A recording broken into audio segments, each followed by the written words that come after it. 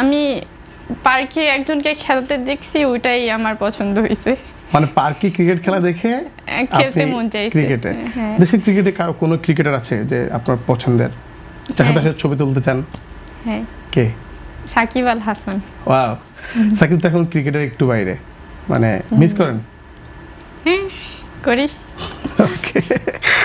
আমি যখন বাংলাদেশে প্রথম আসি তখন 2008 বা 9 সাল ছিল, তখন বাংলাদেশে ক্রিকেটটাই বেশি জনপ্রিয় ছিল। ওইখানে আমার ক্রিকেটের প্রতি একটা প্যাশন চলে আসে।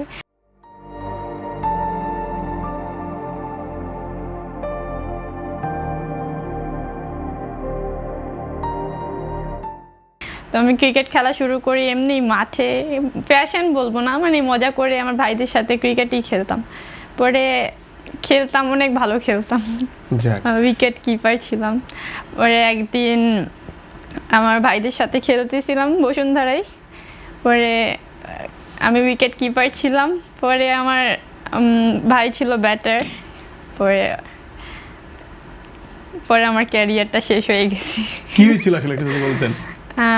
ওই যে আমি উইকেট কিপার ছিলাম, তো আমার ভাই বল মিস করে আমার মুখে মেরে দিয়েছে ভুলে, তো আমার মুখটা কেটে যায়। তো ওইখান থেকে আমার আব্বা বলছে কারো আর ক্রিকেট খেলা দরকার নেই, তোমরা অন্য কোনো স্পোর্টস খেলো।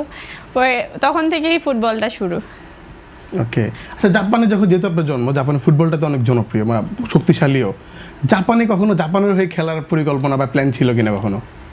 আমি যখন ফুটবলটা বোঝা শুরু করি তখন বাংলাদেশেই ছিলাম, আর বাংলাদেশে যেহেতু ফুটবল শিখেছি, তো আমার ইচ্ছা ছিল যে কোনো দিন যদি আমি সুযোগ পাই ইনশাল্লাহ বাংলাদেশের হয়েই খেলবো।